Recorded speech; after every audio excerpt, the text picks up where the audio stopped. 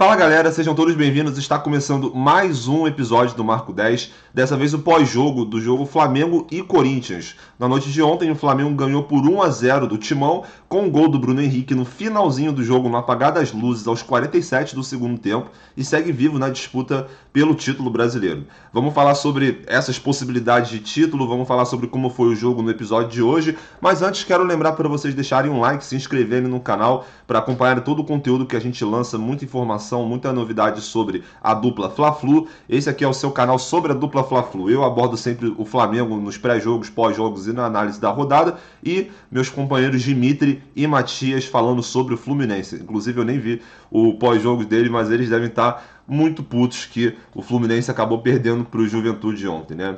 Mas enfim, galera, e falando então sobre o jogo de ontem, deixo aqui ao lado algumas estatísticas para a gente dar uma olhadinha. O Flamengo foi mais um jogo, conseguiu fazer mais um jogo de controle em boa parte do jogo, né? O Flamengo ainda demonstrou, principalmente no primeiro tempo, algumas dificuldades para construir as jogadas, para poder criar aquela chance bem clara de gol, para de fato imprimir e amassar o seu adversário contra o seu gol, mas ainda assim o Flamengo teve o controle, o Flamengo pouquíssimas vezes deixou o Corinthians confortável, pouquíssimas mesmo. O Flamengo, como a gente pode ver nas estatísticas, teve bem mais chutes a gol. O Corinthians só conseguiu chutar a gol uma vez na partida inteira, e também o Flamengo teve bem mais posse de bola. E esses números também se refletem para quem viu a partida. Trocando aqui a imagem, deixando a imagem dos dois heróis de ontem, o Bruno Henrique e o Rodinei, né? O autor do gol, o Bruno Henrique, e o autor da assistência, da bela assistência que saiu depois de um baita drible. O Rodinei conseguiu se desvencilhar de dois marcadores corintianos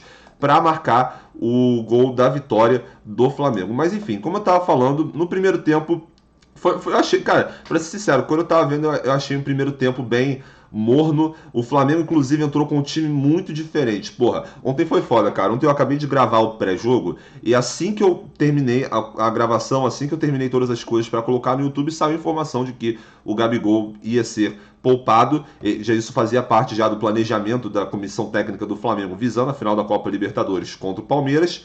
E as informações algumas informações que eu soltei aqui acabaram sendo erradas, como que, por exemplo, que o Michael seria o cara a ser substituído para entrar o Vitor Gabriel, mas o Michael também ele acabou começando do banco. Então o que a gente viu foi uma escalação bem diferente, uma escalação realmente pensando em poupar jogadores, porque estamos a pouquíssimos dias da final da Copa Libertadores. Agora faltam 9 dias, e o Flamengo decidiu poupar. Ainda faltam 2 jogos também, contra o Internacional e contra o Grêmio. Amanhã o Flamengo viaja para o Rio Grande do Sul, onde vai ficar para jogar esses 2 jogos, e depois vai a Montevidéu, rumo à final, rumo ao tri, se Deus quiser, né, galera? Mas enfim, o Flamengo entrou com o Mateuzinho e com o Ramon nas laterais, formou o meio-campo com o João Gomes e Thiago Maia mais recuados, enquanto o Diego ficava na frente, e o trio de ataque formado por Vitinho de um lado, Kennedy do outro, e também Vitor Gabriel. Ou seja, um time realmente modificado, um time diferente do que o torcedor está acostumado a ver. E eu senti que, tanto por causa dessa questão do time estar bem diferente, do time não ter tanto um entrosamento entre si, que ficou difícil para construir as jogadas. O Kennedy e o Vitor Gabriel podem sofrer desse problema do entrosamento com os companheiros. O Diego também foi testado numa posição que nem sempre é a dele. Normalmente, né, o André joga, e ele que estava sendo testado mais nesse meio mais avançado.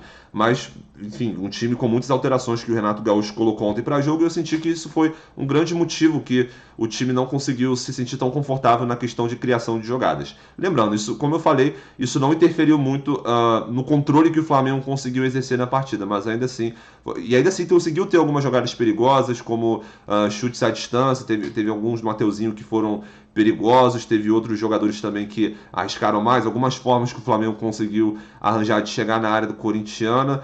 Claro, uma produção, assim, na minha opinião, melhor do que de outros jogos passados, se a gente for pegar, por exemplo, o jogo contra a Chapecoense, ou então ou então outros jogos naquela época que o Flamengo tava uma merda fodida, e que tava assim, mais pressão do que tá hoje, mas mesmo assim senti que ainda faltou algo, e isso melhorou bastante no segundo tempo, porque eu senti que no primeiro tempo o jogo foi difícil pra caralho, tava bem complicado o jogo, e o Renato Gaúcho decidiu botar pra jogo os jogadores que a torcida já tem mais confiança, já tem mais afinidade, como por exemplo Bruno Henrique, Michael, Felipe Luiz, e também quem entrou foi o Rodinei, né? Um jogador outrora contestado, aliás, bem contestado, mas que está conseguindo deixar números e conseguiu ontem fazer uma atuação boa, uma atuação convincente para o torcedor. Ele conseguiu criar jogadas, conseguiu ser participativo nesse setor do ataque que o Renato Gaúcho tem insistido em escalar ele.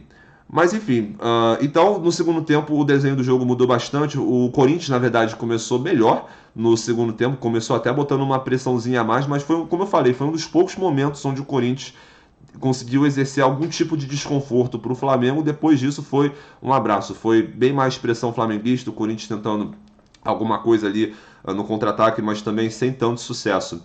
E, bem, o Flamengo, com a entrada dos seus jogadores mais com maior destaque, conseguiu ter um volume maior de criação de jogadas. Teve, por exemplo, a bola que o Michael tocou no Bruno Henrique, e que ele criou a boa jogada para o Bruno Henrique, e o Cássio fez boa defesa. Depois o próprio Rodinei, antes do gol, já tinha criado uma boa chance, fazendo um toque de cabeça para o Bruno Henrique chutar, e o Cássio defender novamente. E por fim, uma outra grande chance, né, que, aliás, antes do gol, também teve a cabeçada do João Gomes, que foi na travessão, cara, puta que pariu.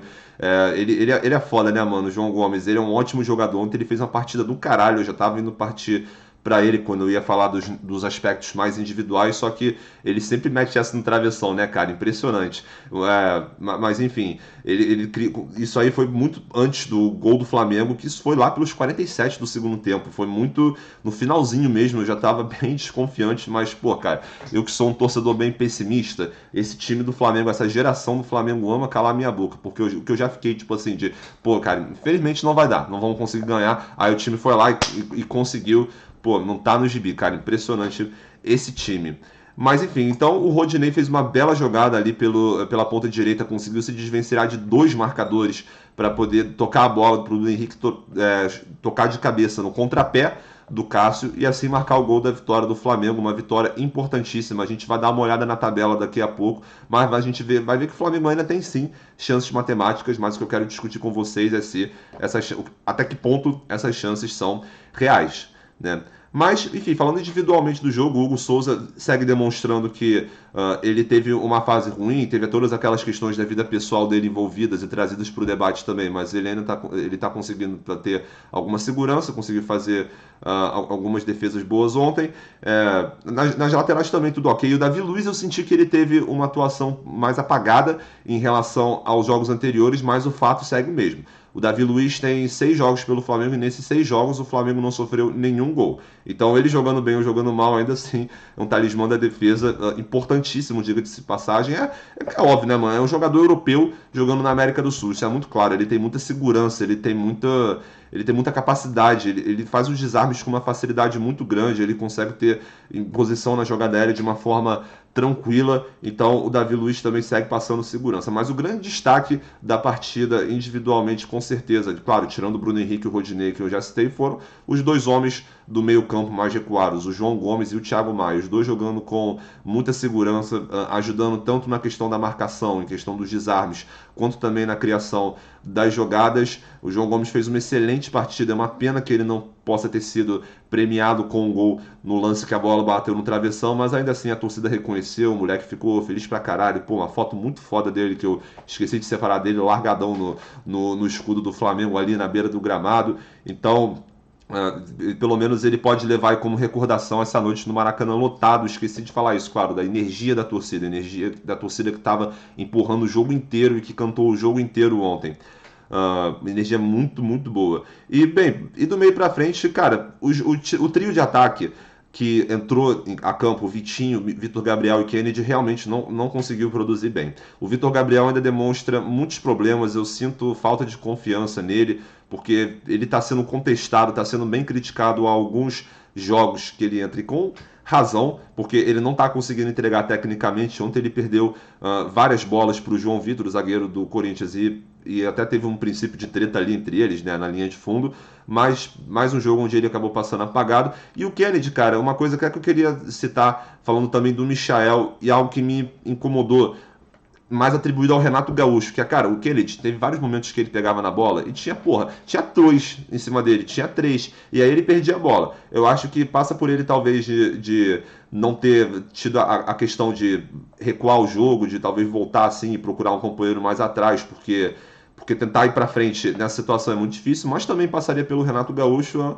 auxiliar jogadores para que tenha aproximação e que assim possa ser feita triangulações, toques de bola e jogadas. Mas mesmo assim, isso não pode isentar o Kennedy de uma atuação abaixo que ele fez. Ele até arriscou ali, ele tentou dar os chutes assim, alguns chutes ali dentro da área também fora, mas acabou não dando muito certo. E Vitinho também, que mesmo às vezes que ele sai criticado, ele até, às vezes até consegue largar uma assistência aqui, um gol aqui, mas dessa vez nem isso. E quando os jogadores entraram, Bruno Henrique, Michael, Felipe Luiz, eles conseguiram dar mais perigo, mais volume de jogo para o Flamengo e conseguiram fazer a diferença de fato. Bruno Henrique sendo o cara que estava recebendo todas as bolas que gerava jogadas que concluíam a gol e estava bem difícil parar ele para a defesa do Corinthians. O Michael também, sempre aquele chatinho, né, entrando no segundo tempo e infernizando a defesa adversária. Mas então, quando o time mudou, o time melhorou e aí o Renato pode enxergar que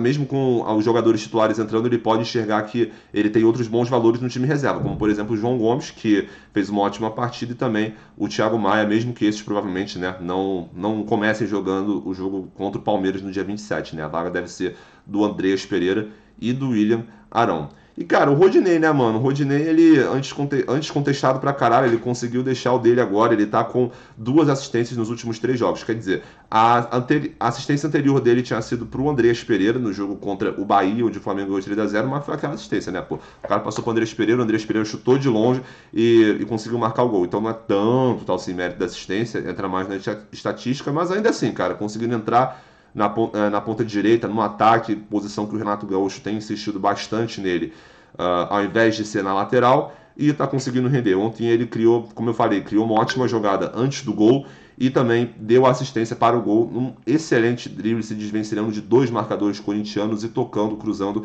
para o Bruno Henrique tocar de cabeça no contrapé do Cássio para marcar o gol da vitória do Flamengo. Dito isso, galera, vamos dar uma olhadinha na tabela. Olha só, o Atlético Mineiro está em primeiro com 71 pontos e o Flamengo vem logo atrás com 63. 8 pontos de diferença entre os dois times. Os dois times ainda têm 6 jogos para disputar no Campeonato Brasileiro. E eu quero saber, galera, comentem aí. Vocês acham que o Flamengo ainda tem chance de ganhar o título brasileiro? Comentem aí que eu queria muito ouvir a opinião de vocês, cara, porque eu sinceramente, como eu tô falando alguns pré e pós-jogo, até na nossa resenha de sexta-feira, eu acho que não. Eu acho que o brasileiro deve ser sim usado como um laboratório, como uma forma para testar jogadores, testar jogadas ofensivas, defensivas. E é simplesmente muito difícil, porque o Flamengo pisou na bola quando tinha que ter ganhado ao longo do campeonato. O Atlético Mineiro já está numa distância boa e o Atlético Mineiro também não dá pinta de que vai perder pontos agora, né? E olha só, e o pior de tudo também é que, por exemplo, o próximo jogo do Atlético Mineiro vai ser contra o Juventude, cara. Então, assim, o Atlético Mineiro já entra como franquíssimo favorito pro próximo jogo, enquanto o Flamengo vai jogar contra o Internacional no Beira-Rio. E, porra, cara, vai ser um jogo difícil. O Internacional, como a gente pode olhar na tabela, o Internacional tá na sétima. Caralho, é que saiu o scroll aqui, foi mal. Tá na 7ª colocação, tá? A 2 pontos de distância do G6. Então o Inter também tá buscando essa vaga no G6, ou até, quem sabe. Pra eles o G4 tá meio complicado agora, pelo visto, mas ainda assim, o Inter tá correndo atrás. Então vai ser um jogo dificílimo, ainda mais com o Flamengo provavelmente colocando reservas. E buscando, claro, eu acho que tá certo isso, poupar jogadores, porque agora a gente tá com uma final nos nossos pés aqui, tá pertinho, tá batendo na porta essa final. Então agora todo cuidado é pouco. O Bruno Henrique, eu esqueci de citar também, ele teve um indício de problema no joelho que foi resolvido ali. Não foi resolvido, né? Porque também deu uma mini merda, né? O Bruno Henrique, ele teve problema no joelho, ele sentiu dor, o Renato Gaúcho pediu para tirar ele, mas a essa altura o Flamengo já tinha feito as 5 alterações.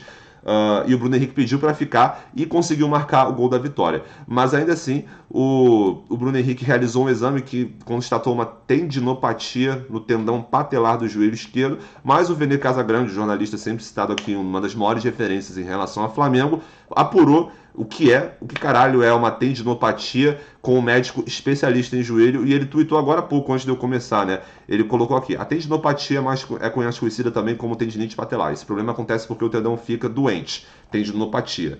Ou seja, Bruno Henrique está com tendinite no joelho.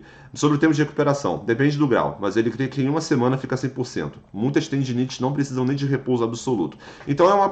Assim, tudo que eu acabei de falar, copiado e colado aqui no Twitter do Vene Casagrande. Então, cara, é uma parada parecida com o do Rodrigo Caio mesmo, que teve um edema na panturrilha, mas o edema também não é um problema de... Na maioria das vezes, não é um problema de maiores complicações. Então, a tendência é que ele esteja pronto, de fato, para o jogo da Libertadores, mas é mais um caso que o jogador deve ser poupado para evitar maiores riscos, o que eu acho que está certo, mas isso acaba acarretando no fato de que o Flamengo, vai jogar um jogo dificílimo contra o Inter no Beira-Rio, que a gente sabe que é um terreno difícil para o Flamengo, e o Inter precisando da vitória. E do outro lado da rodada, o Atlético Mineiro vai jogar contra o Juventude. Então, cara, difícil, sabe? Continuando aqui algumas rodadas além, a próxima rodada aí sim pode se apresentar um jogo de maior dificuldade pro... Ah, não, mentira, não pode não, né? Porque, vai ser Palmeiras e Atlético Mineiro. E o Palmeiras vai simplesmente tacar o time reserva inteiro também, cara. Já fizeram isso ontem contra o São Paulo e perderam de 2-0, aceitaram, né, a derrota de 2-0, para poupar, visando também a final da Copa Libertadores. Então o Atlético Mineiro também vai jogar contra os reservas do Palmeiras, e nesse caso seria até um bom jogo pro Flamengo, que vai jogar contra o Sport na Arena Pernambuco, mas peraí, deixa eu só conferir se... perdão, esse jogo aqui tá adiado. Depois vai ter o jogo contra o... que eu esqueci quem, galera. Tá aqui, tá falta de informação do maluco. Eu acho que vai ser contra o Ceará, se eu não estou enganado, né? O primeiro jogo do Flamengo depois da final da Libertadores vai ser contra o Ceará. Ainda vai ter o jogo contra o Grêmio nesse meio de semana. Enfim, são jogos que o Flamengo tem sim condição de ganhar, mas... Cara, o Atlético Mineiro agora só tem a Copa do Brasil para focar, a Copa do Brasil que vai ser depois da Libertadores no calendário. Então, caralho, o Brasileirão eu acho muito difícil. Eu acho que o Flamengo tem sim que continuar usando o Brasileirão como um laboratório, porque é o que eu falei, uma temporada que tem... Cara, olha só, eu passei a minha infância inteira sonhando em quando viria esse título da Libertadores. Ele veio em 2019, mas eu passei minha infância inteira sonhando quando é que eu ia poder levantar uma Libertadores. Então esse é o valor que eu dou para esse título, sabe? Então uma temporada que tem a Libertadores para mim não é uma temporada perdida. Nesse momento, o Flamengo poderia estar na disputa do Brasileirão, mas o Flamengo pisou na bola em momentos essenciais. Então eu aceito que o time poupe jogadores e usa o Brasileirão como laboratório de forma a entrar 100% preparado para a final da Copa Libertadores diante do Palmeiras. Galera, esse foi o nosso pós-jogo de hoje, então. Espero que vocês tenham curtido. Flamengo-Corinthians, uma grande vitória do Flamengo, uma vitória que pode ser que o Flamengo não esteja disputando o título brasileiro, mas está disputando o título da Libertadores. E ontem foi a despedida do seu torcedor, o último jogo em casa, até a decisão do dia 27. Uma energia que estava muito boa. Eu não pude ir no estádio ontem, mas ainda assim, pelo que eu vi, tava muito cheio, a torcida cantando do início ao fim, uma energia muito bacana, que eu espero que os jogadores tenham sentido isso e espero que eles tragam esse clima, eles levem esse clima para Montevidéu. Amanhã também tem Aerofly, esse aí sim eu vou tentar ir, pelo menos no Ninho do Urubu, que eu moro ali pertinho do Ninho do Urubu, pelo menos esse eu vou tentar marcar presença, vou ver até se eu faço algum conteúdo para vocês aqui. Mas, enfim, mesmo que o Flamengo não esteja disputando o título brasileiro, está disputando da Libertadores, e foi um jogo muito legal, um grande rival, o Corinthians, um time gigantesco aqui do Brasil também. Sempre, a gente sabe que é sempre um jogaço, duas grandes equipes, e muito bom ter ganhado mais uma vez do Corinthians. Galera, então é isso. Sempre lembrando para vocês deixarem o like, se inscreverem no canal e também seguirem as nossas redes sociais, tá? Aqui embaixo, né? Lá pro cantinho. @marca10podcast no Facebook, no Twitter e no Instagram. Atualizações sempre falando nos nossos novos conteúdos, etc. E fiquem ligados porque amanhã, dependendo se eu vou estar trêbado ou não, caralho, a 4 vai ter mesa redonda, eu, Dimitri e Matias, discutindo como é que foi a semana dos times cariocas, Fluminense e Flamengo, e no sábado também vai ter pré-jogo do Internacional e Flamengo, depois vai ter pós-jogo. Vamos acompanhando essa porra aí que já tô começando a ficar ansioso para essa final do dia 27. Beleza, galera? Um abraço então e até a próxima. Valeu!